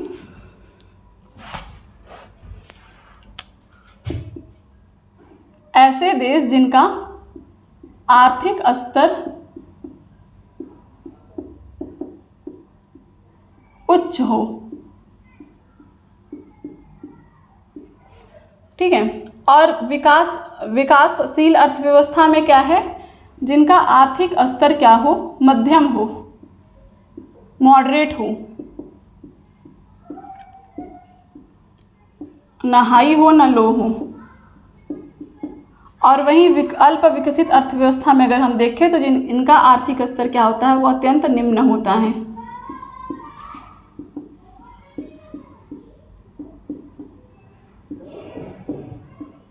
निम्न हो। ठीक है, तो ये फैक्टर होते हैं, उनकी इकोनॉमिक जो कंडीशन होती है अलग अलग कंट्रीज़ की, उसके हिसाब से ये तीन विकास की अवस्थाएं मापी गई हैं। जैसे अगर हम इंडिया की बात करें तो इंडिया जो है वो अभी क्या है, विकासशील देश है, अभी ये विकसित देश की ओर अग्रसर है, अभी विकसित हुआ नहीं है। चाइना हो गया, भारत हो गया, ब्राज़ील हो गया, दक्षिण अफ्रीका हो गया, ये सभी क्या हैं, ये विकासशील अर्थव्यवस्था वाले देश हैं। और विकसित अर्थव्यवस्था के देशों की अगर हम एग्जाम्पल की बात करें तो इसमें आपके यूएसए, ब्रिटेन, स्विट्ज़रलैंड, जापान, ये सारी चीज़ें आती हैं।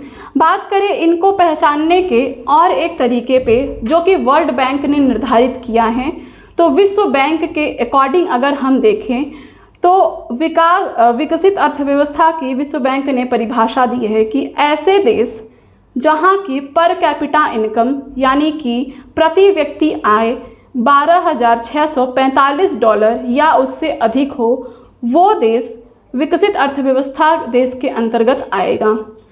और विकासशील देशों की अगर हम बात करें तो उनकी जो पर कैपिटा इनकम होनी चाहिए विश्व बैंक के अनुसार वो होनी चाहिए 1,046 से 12,695। मैं इसको लिख देती हूँ यहाँ पे। विकसित अर्थव्यवस्था की जब हम बात करते हैं तो विश्व बैंक के अनुसार यानी कि वर्ल्ड बैंक के अनुसार इनकी जो परिभाषा दी गई है, अकॉर्डिंग टू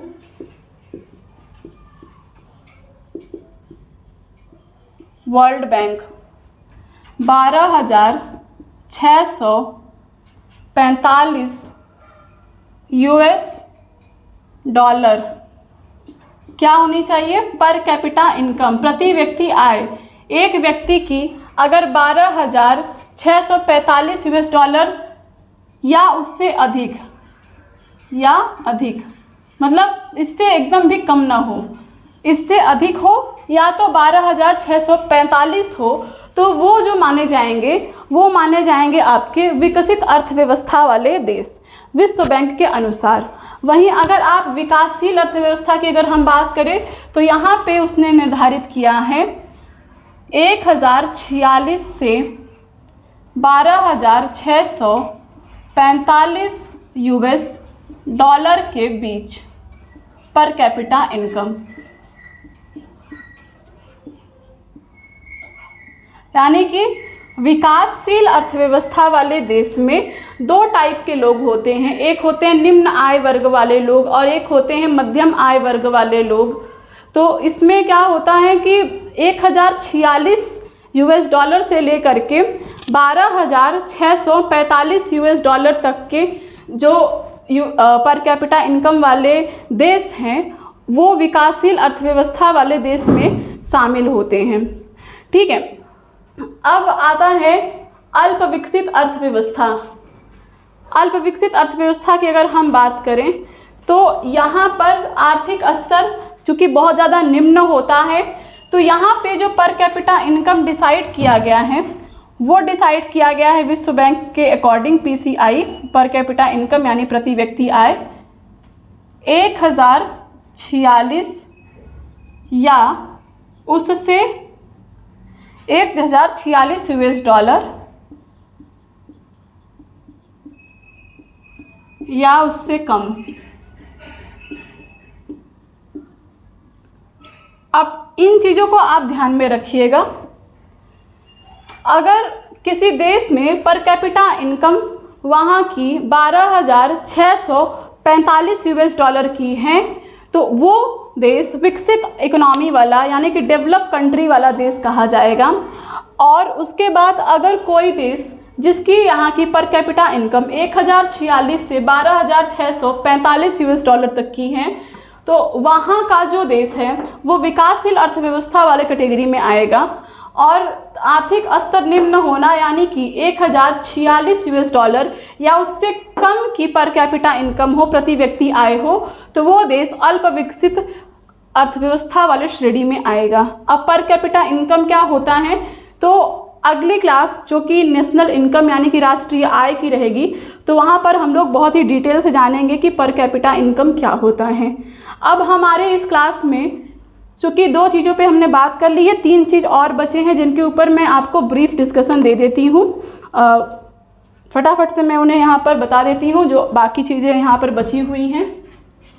अब हमारा जो तीसरा आता है वो आता है अर्थव्यवस्था में भूमिका के आधार पर। अर्थव्यवस्था में भूमिका के आधार पे मैं एक बार जो बाकी तीन बचे हैं उन सभी को लिख के मैं आपको उसे समझा देती हूँ।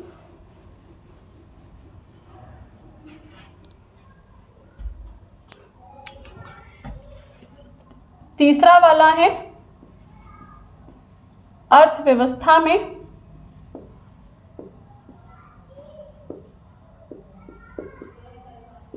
भूमिका के आधार पर।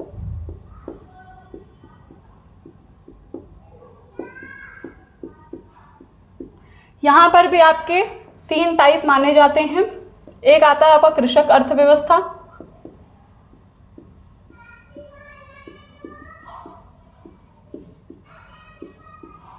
एक होता है आपका औद्योगिक अर्थव्यवस्था,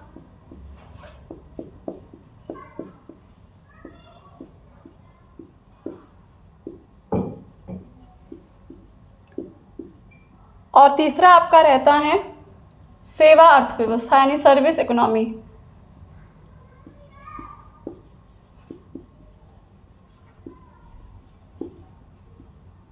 ठीक है, ये तीन टाइप होते हैं, इनको मैं अभी आपको बताने वाली हूँ।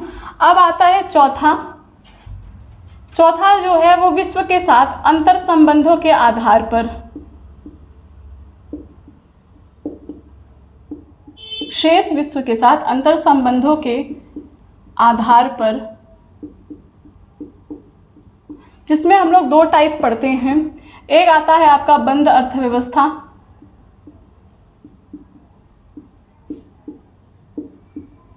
और दूसरा आता है आपका ओपन यानी कि खुली अर्थव्यवस्था, ओपन इकोनॉमी। ठीक है, ये दो टाइप हम लोग यहाँ पर पढ़ते हैं। उसके बाद आपका पांचवा जो कि लास्ट सेक्शन है हमारे इस क्लास का, उसमें आता है निर्भरता के आधार पर वर्गीकरण।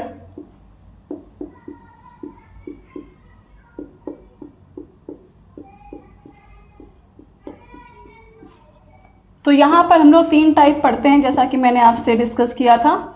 आत्मनिर्भर अर्थव्यवस्था,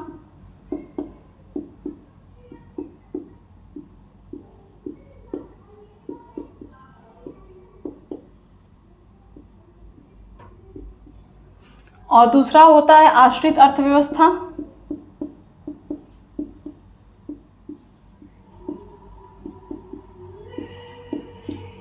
और तीसरा आपका आता है यहाँ पे परस्पर निर्भर अर्थव्यवस्था।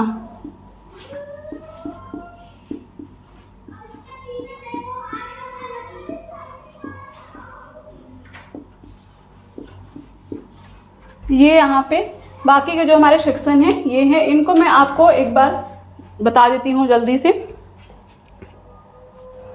अर्थव्यवस्था में भूमिका के आधार पर अगर हम देखें तो कृषक अर्थव्यवस्था की अगर हम बात करें तो ऐसी अर्थव्यवस्था जहाँ पर कृषि क्षेत्र का जो योगदान हो वो 50% या उससे अधिक हो।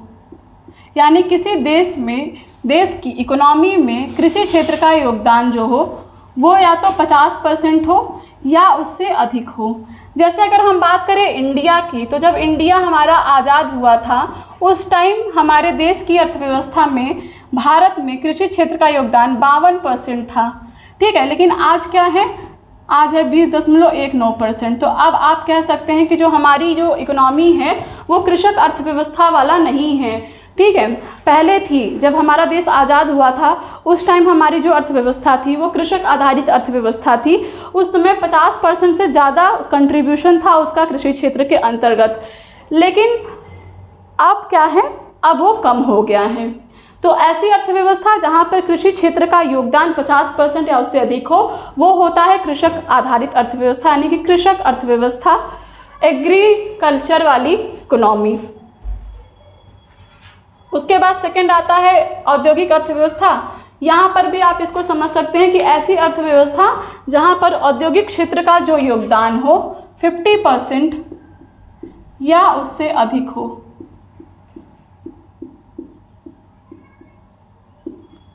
और हमारे देश की अगर हम बात करें तो लगभग 25%, 25.92% का योगदान है हमारे इकोनॉमी में। इंडस्ट्रियल सेक्टर का 25.92% योगदान है इंडिया की अगर हम बात करें तो इस प्रकार से आप समझ सकते हैं कि जो हमारा देश है वो इंडस्ट्रियल इकोनॉमी भी नहीं है, ना ही वो कृषक अर्थव्यवस्था वाला देश है भारत, और ना ही वो इंडस्ट्रियल इकोनॉमी है, औद्योगिक अर्थव्यवस्था वाला देश है। इन तीनों में से किसी भी अर्थव्यवस्था का देश होने के लिए उस क्षेत्र का आपकी इकोनॉमी में, आपके देश की इकोनॉमी में लगभग 50 या उससे अधिक % का योगदान होना चाहिए। सेम यही चीज़ आपका सेवा क्षेत्र में भी आता है, 50% या उससे अधिक।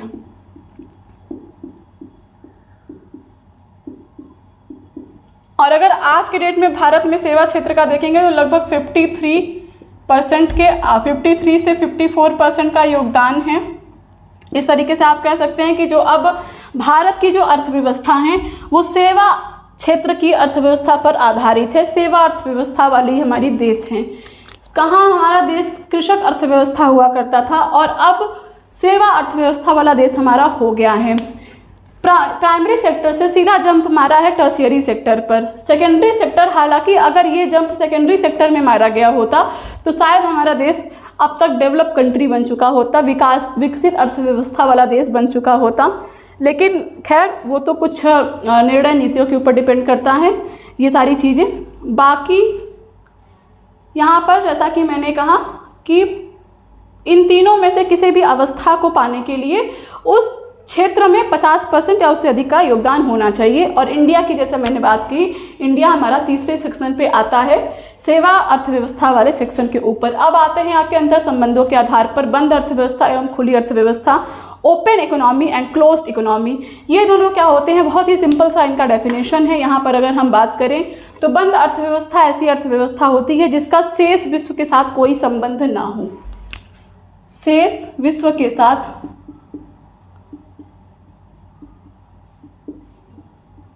संबंध जो हो वो एकदम ना हो, ना ही आयात हो और ना ही क्या हो, निर्यात हो। ठीक है। और यही ओपन इकोनॉमी की अगर हम बात करें तो ये दोनों यहाँ पर क्या होती हैं, मौजूद होती हैं। यानी कि वहाँ पर आयात भी होता है, आयात भी होता है और निर्यात भी होता है,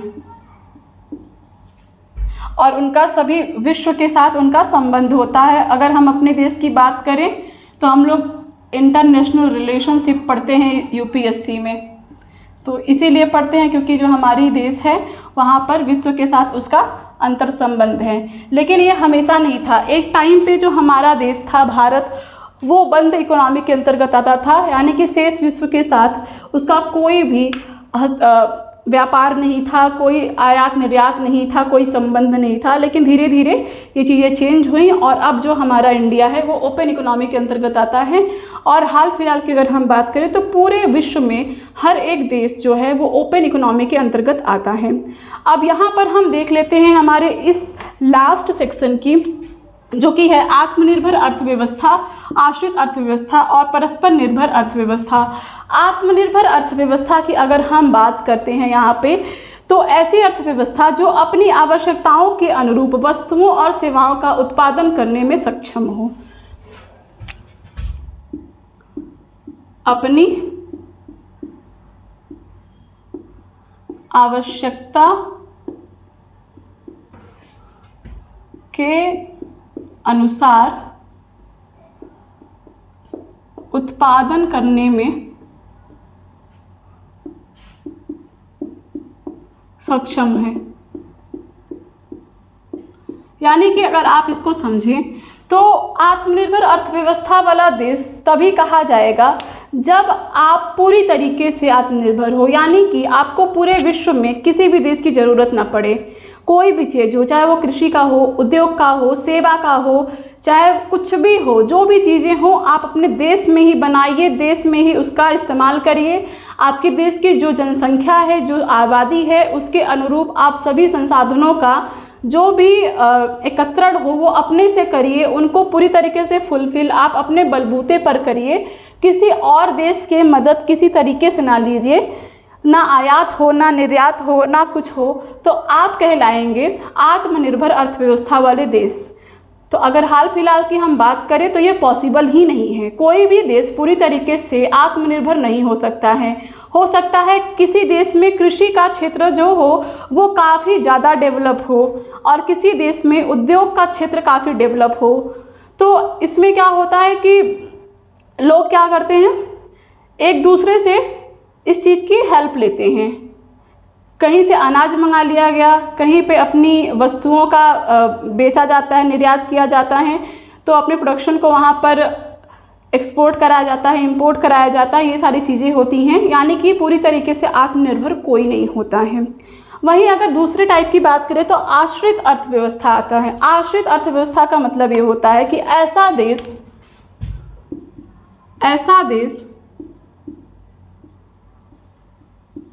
जो पूरी तरीके से किसी अन्य देश पर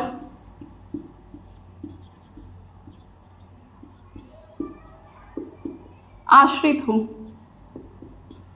हालांकि पूरी तरीके से तो कोई किसी पे आश्रित नहीं होता है, लेकिन आज के डेट में आप देखेंगे तो बहुत सारे ऐसे देश हैं जो कि अपनी मेजर चीज़ों के लिए दूसरे देशों के ऊपर निर्भर होते हैं। कहीं और क्यों जाना, अगर हम अपने पड़ोसी देश की ही बात करें तो जिस प्रकार से वहाँ के हालात चल रहे हैं उनकी इकोनॉमी जिस प्रकार से ठप हुई जा रही है और वो हर चीज़ के लिए दूसरे देशों पर डिपेंडेंट हैं, तो ऐसे में आप देख सकते हैं कि पाकिस्तान हो गया, श्रीलंका हो गया, इन सब की जो इकोनॉमिक कंडीशन है, अब ये एक तरीके से डिपेंडेंट इकोनॉमी की तरफ बढ़ रहे हैं, आश्रित अर्थव्यवस्था की तरफ बढ़ रहे हैं। हालांकि पूरी तरीके से नहीं है, लेकिन फिर भी ज़्यादा हैं, ज़्यादा से ज़्यादा ये दूसरे देश के ऊपर आश्रित है, डिपेंडेंट हैं। अगर कोई भी देश इन्हें सहायता देने से मना कर दे, सारे विश्व मिल करके अगर इन्हें सहायता देने से मना कर दे, तो पता नहीं क्या ही स्थिति आ जाए इनके कंट्री के अंतर्गत। फिर अब बात करते हैं तीसरे टाइप की, जो कि है परस्पर निर्भर की। तो यहाँ पर क्या होता है कि दोनों का ही यहाँ पर सह अस्तित्व होता है, दोनों का यहाँ पर क्या होता है, सह अस्तित्व होता है। किस प्रकार से? कुछ तुम दो कुछ मैं दूँ, ये यहाँ पर होता है। मतलब कि आप अपनी आवश्यकताओं को अपने यहाँ पर भी पूरा कराइए, अपने यहाँ पर उत्पादन कराइए, अपने संसाधनों से उस चीज़ को फुलफ़िल करिए, और जो चीज़ें आपके पास नहीं हैं वो आप किसी बाहर देश से, किसी दूसरे देश के साथ उसको व्यापार के थ्रू, आयात निर्यात के थ्रू आप उसे अपने देश में इंपोर्ट कराइए, एक्सपोर्ट कराइए। ठीक है, तो आप सेवाएं दीजिए, सेवाएं लीजिए, वस्तुओं का आदान प्रदान कीजिए और अपनी आवश्यकताओं की भी पूर्ति करिए, और आपके माध्यम से किसी अन्य देश की भी आवश्यकताओं की पूर्ति हो। तो इसे कहते हैं परस्पर निर्भर देश। और अगर देखा जाए सही मायने में, तो आज के डेट में पूरा विश्व जो है वो एक दूसरे के ऊपर इक्वली डिपेंडेंट है। कोई देश आज के डेट में ये दावा नहीं कर सकता है कि मैं डेवलप कंट्री हूँ, तो मैं पूरी तरीके से आत्मनिर्भर हूँ, मुझे किसी अन्य देश की आवश्यकता नहीं है, मैं खुद से अपनी हर चीज़ें कर ले जाऊँगा, मुझे किसी अन्य देश की सहायता नहीं चाहिए, ये चीज़ें नहीं हैं। ठीक है, आज के डेट में पूरा विश्व जो है वो परस्पर इकोनॉमी के अंतर्गत आता है। परस्पर इकोनॉमी यानी कि परस्पर निर्भर अर्थव्यवस्था के क्षेत्र के अंतर्गत आता है। तो इस प्रकार से आज का हमारा इकोनॉमिक इंट्रोडक्शन का पूरा क्लास रहा, जिसमें हमने शुरुआत से भारतीय अर्थव्यवस्था का परिचय देखा, अर्थशास्त्र और अर्थव्यवस्था में अंतर को समझा। फिर हमने किसी भी देश की अर्थव्यवस्था में जो 3 मेजर सेक्टर होते हैं, प्राइमरी सेक्टर, सेकेंडरी सेक्टर और टर्शियरी सेक्टर, उसी में हमने चतुर्थक क्षेत्र और पंचक क्षेत्र की भी बात की, जो कि सर्विस सेक्टर से ही रिलेट करते हैं। ये किसी भी देश की इकोनॉमी में इम्पॉर्टेंट होते हैं, तो इसके ऊपर हमने चर्चा की। आने वाले समय में जो हम लोग इकोनॉमी पढ़ने वाले हैं कुछ दिनों के लिए, कुछ महीनों के लिए, तो इसमें हम लोग इन्हीं तीनों, चारों पांचों सेक्टर की चीज़ों को इंक्लूड करके पढ़ने वाले हैं। ठीक है, उसके बाद हमने अर्थव्यवस्था का वर्गीकरण देखा कि पूरे विश्व में अर्थव्यवस्था को कितने कितने टाइप से, किस प्रकार से बांटा गया है, जिसमें हमने स्वामित्व के आधार पर अर्थव्यवस्था का वर्गीकरण देखा। फिर हमने विकास की विभिन्न अवस्थाओं के आधार पर अर्थव्यवस्था का वर्गीकरण देखा। फिर यहाँ पर हमने अर्थव्यवस्था में भूमिका के आधार पर इसका वर्गीकरण देखा। फिर शेष विश्व के साथ अंतर संबंधों के आधार पर इसका वर्गीकरण देखा। उसके बाद निर्भरता के आधार पर कि वो आत्मनिर्भर हैं, आश्रित हैं या परस्पर निर्भर हैं। इस प्रकार से ये हमारा आज का पूरा क्लास रहा।